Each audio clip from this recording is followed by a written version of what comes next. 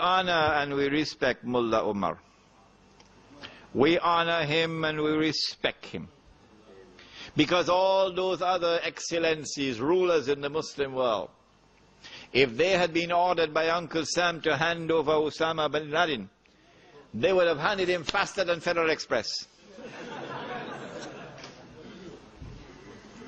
But Mullah Umar said no. And may Allah bless him. Mullah Umar said no. If he has committed this crime, give us the evidence. That was a very reasonable request. But Uncle Sam replied and said, no, we are not accustomed to this kind of response. We are Uncle Sam. When we say stand up, you stand up. When we say sit down, you sit down. So Mullah Umar replied and said, we are Muslims and we don't treat our guests like that. So we honor him and we respect him for the integrity of his heart and for his matchless courage. He knew what his people were going to face. He said, when the Soviet Union attacked us, they took our cities and they took our airports, but they couldn't take the countryside. And we fought them from the mountains, and we fought them from the countryside. And it took us 12 years to throw the Soviet Union out. And so, Uncle Sam, the battle has just started in Afghanistan. It has just started. The day will come when Islam will throw the United States out of Afghanistan. Yes. When that Muslim army defeats the United States in Afghanistan, even if it takes 25, 30, 40 years, it is that army which will be unstoppable. Unstoppable. When that army reaches the Holy Land, the Prophet spoke. This is the hadith they don't want me to quote in Singapore, which is why the authorities in Singapore have now denied me permission to deliver public lectures in Singapore for the first time in 14 years. Listen to the hadith. They say it creates problems for their interfaith relations. The Prophet said, it is Sahih Bukhari, it is Sahih Muslim, it is muttafaqun alayh. This is why I quote this hadith. There's another hadith in Sahih Muslim which is longer, but it is not muttafaqun alayh, so I choose this one. He said, La tuqatilunna al-Yahud. You will most certainly fight the Jews.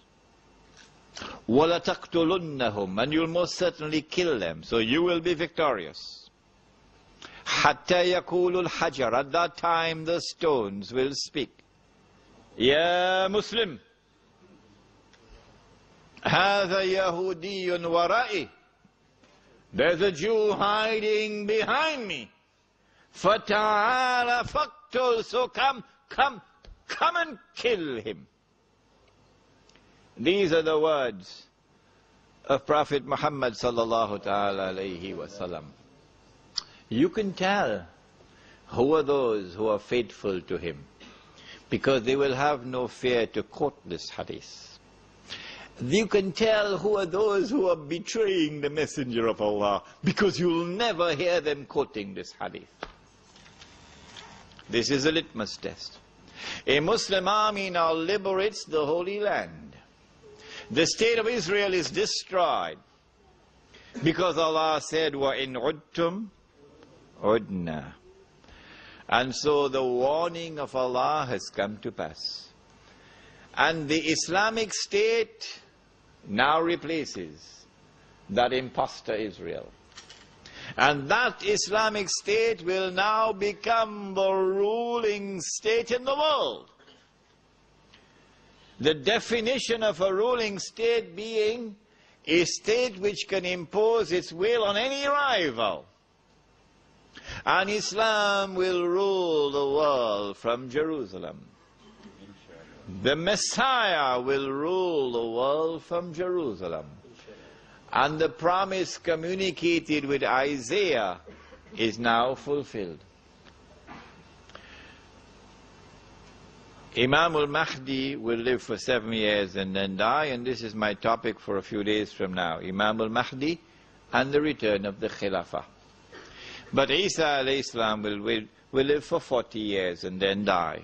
This is his maut, qabla mauti. He will get married, and as I told you, I hope it will be a Palestinian Muslim girl, inshallah. And he will have children. I told you the Pope doesn't know about that. And then he will die. And the Prophet said, sallallahu ta'ala alayhi wasallam, that you will perform salatul janazah over his body. And he said that he'll be buried next to me in Medina. This has been Jerusalem in the Qur'an. You have more information in the Qur'an and in the Hadith than you need. An abundance of information in the Qur'an and the Hadith, explaining to you today, so plainly and clearly, the world in which you live today. How do you respond to the awesome predicament of this moment? How do you respond to the challenges of the world in which we live today? This is my topic entitled The Muslim Village, on which I spoke at Salatul Jummah.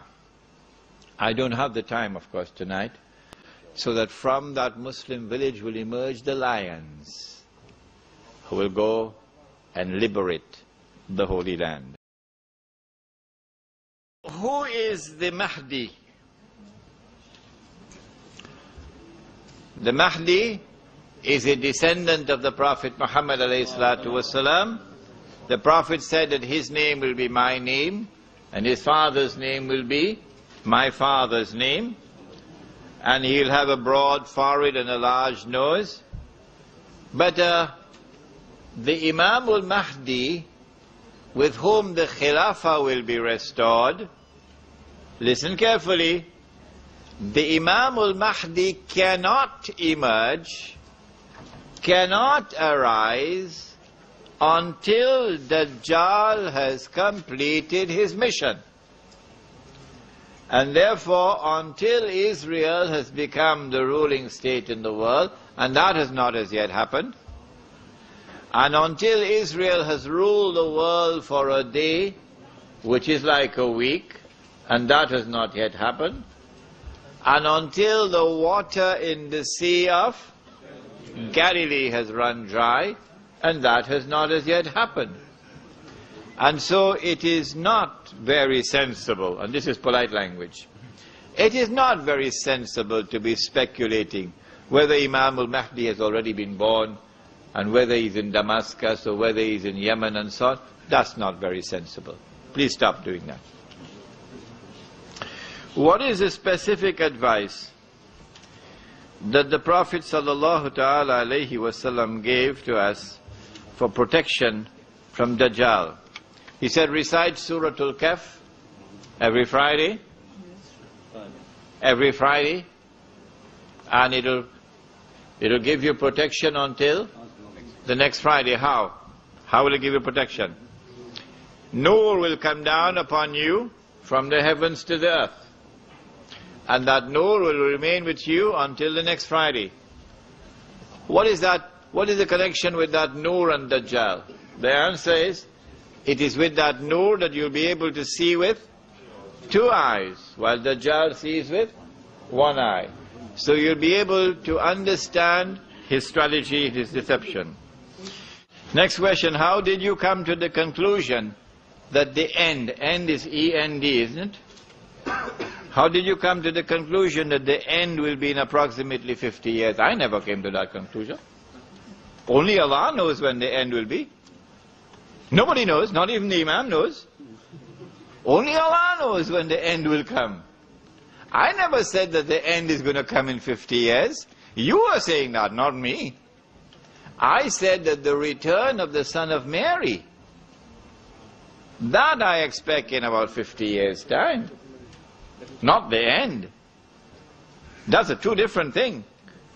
Nobody knows when the end will come, the end of the world. How did I come to that conclusion? I used two methods. If you read my book, you will see the arguments. Method number one, the water level in the Sea of Galilee. And method number two, a day like a year, a day like a month, a day like a week. Who are Gog and Magog? Are they funny looking people, or are they normal human beings? Huh? To answer that question, we have to locate a people who prior to Waylul lil Arab, prior to the time of the Prophet Muhammad ﷺ, had no special links with the Holy Land. But after the Prophet Muhammad ﷺ are now obsessed with liberating the Holy Land. Only one people qualify. It's Europe. Europe, after the Prophet Muhammad ﷺ embarks upon the Crusades. It's the white people doing it, the European. It's not an essentially Christian phenomenon. Why? Because no other Christians are involved in the Crusades. Only Europe.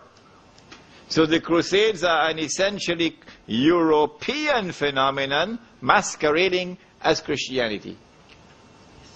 Secondly, the obsession with the Holy Land continues with the Zionist movement. But the Zionist movement is European. But it is masquerading as Jewish. How do we know that? No other Jews are involved in the effort to liberate the Holy Land, only the European. And then finally we have the island of Britain, which is now secular and godless. But this Britain now issues the famous Balfour Declaration in 1917, that it is the intention of the British government to work for the establishment of a Jewish national home in the Holy Land. This is strange. I think I told you the only thing stranger than this ever happened in history was when the cow jumped over the moon. Huh? This strange obsession on the part of Europe for liberating the Holy Land, which they eventually did in 1919, indicates that Gog and Magog are located in European civilization. We can refine it even more than that. We can be specific within European civilization. Because the hadith is that when Gog and Magog are released, the first of them will pass by the Sea of Galilee and start to drink the water. And by the time the last of them pass, they'll say there used to be water here.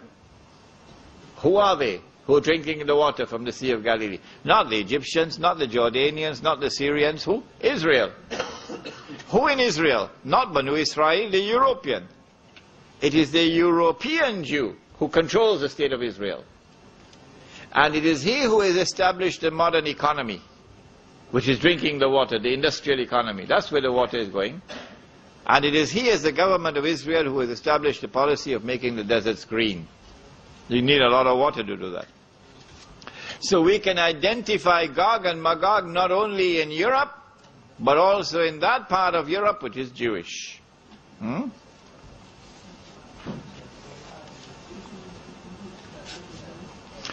What analogy can we draw between the Freemasons and Al-Masih ad-Dajjal?